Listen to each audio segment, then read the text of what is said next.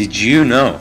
There is an estimated amount of 254,000 men, women, and children experiencing homelessness in Los Angeles County during some part of the year, and approximately 82,000 people are homeless on any given night. So this is a chart about the demographics of the homeless population. As you can see, there's a 33% Latino homeless population, as well as a 14% white, and we have an extraordinary African American population of 50% of the homeless. For persons and families, the three most commonly cited causes are lack of affordable housing, poverty, unemployment. For singles, the three most commonly cited causes of homelessness are substance abuse, lack of affordable housing, and mental illness.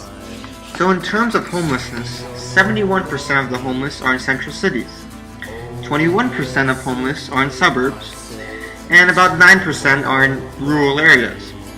And this map basically shows the increases and decreases of homeless in different states in America. The nation's homeless population decreased by 1%, or by about 7,000 people. It went from 643,000 in 2009 to 636,000 in 2011. The largest decrease was among homeless veterans, whose population declined 11%. The number of homeless veterans went from 75,000 in 2009 to 67,000 in 2011, a reduction of about 8,000.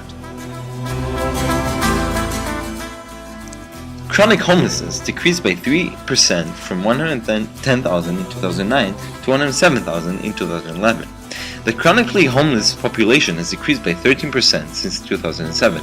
The decrease is associated with an increase in the number of permanent supportive housing beds from 108,000 in 2007 to 166,000 in 2011. Permanent supportive housing ends chronic homelessness. The number of individuals in homeless families decreased by 1% nationally, but increased by 20% or more in 11 states. While the homeless population decreased nationally, it increased in 24 states and the District of Columbia. A recent study of 29 U.S. cities found that in 1996, 20% of all requests for emergency shelters went unmet due to the lack of resources. Two trends are largely responsible for the rise in homelessness over the past 15 to 20 years: a growing shortage of affordable rental housing and a simultaneous increase in poverty. According to the data from urban, suburban, and rural communities in 34 states, plus the District of Columbia, homelessness increased in these communities from about 295,000 in 2010 to about 302,000 in 2011, or 2.5%. 55% of these communities have been an increase in the homeless population. So this is a chart about the aging trends among the homeless in about 6 American cities. We have like Los Angeles, New York City, San Francisco, and St. Louis, Pittsburgh, and Toronto. As you can see, that as time went on in the 90s and early 2000s, you see as the age is increasing to about 46 from about 34, 35. So this is a chart that basically shows the number of sheltered homeless persons and families and how it has increased. So you can see the green line shows the people and families who are homeless, and is from 2007 it was about 500,000, and it has increased over the years till 2009 to about right below 500,000. So this chart basically shows that because of the poor economic times we are in right now, there's a projected 5% increase in the homeless till about 2013, and over about 74,000 people. This is a poem written by a homeless guy. Ankles and shoes, submerged beneath the financial news. A coin may be flipped, a coin may be tossed, a soul serving a breakfast of frost. Memory fragments drew down the curtain.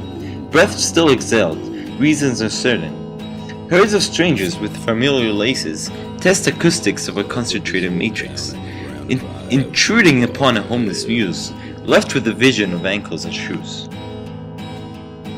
$1.5 billion were provided to a new homelessness prevention and rapid rehousing program, also known as HBRP, in the American Recovery and Reinvestment Act, specifically to prevent a massive increase in homelessness resulting from the recession. In 2009, the HEARTH Act was passed into law. HEARTH retools the U.S. Department of Housing and Urban Development (HUD's) major homelessness program, allowing it to provide just the type of prevention and rehousing assistance. So this chart basically shows the amount of money the government wants to give in assistance programs. So you could see as in 2008 they spent about $2,825, and you can see over the years it increased, and in 2012 recently we just had about $5,000 go into assistance programs. Current famous non-profit funding programs are the Salvation Army, National Call Center for Homeless Veterans, Healthcare for Homeless Veterans, Chaling, VA Access Property for Homeless Veterans Initiative, and the Domiciliary Care for Homeless Veterans. So this chart basically shows the homelessness budget chart of the government that they want to propose and they have enacted from 2012 and also 2013. You can see in different assistance programs and voucher programs, they have a certain type of amount of money that they want to spend in programs.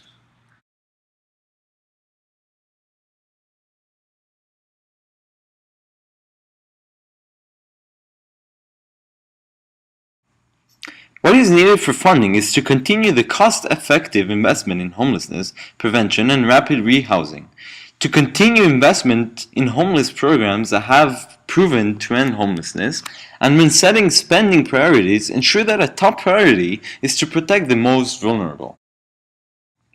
There is a connection to Leviticus 25:35 in Rashi, where it says, "Do not allow him to fall down and collapse altogether, in which case it will be difficult to pick him up again from his dire poverty." This idea of funding to help the homeless and those in poverty is a moral obligation for us human beings according to Rashi. The United States government has been doing that effectively, but Jewish principles command us as people and citizens to help our fellow citizen and not only the government.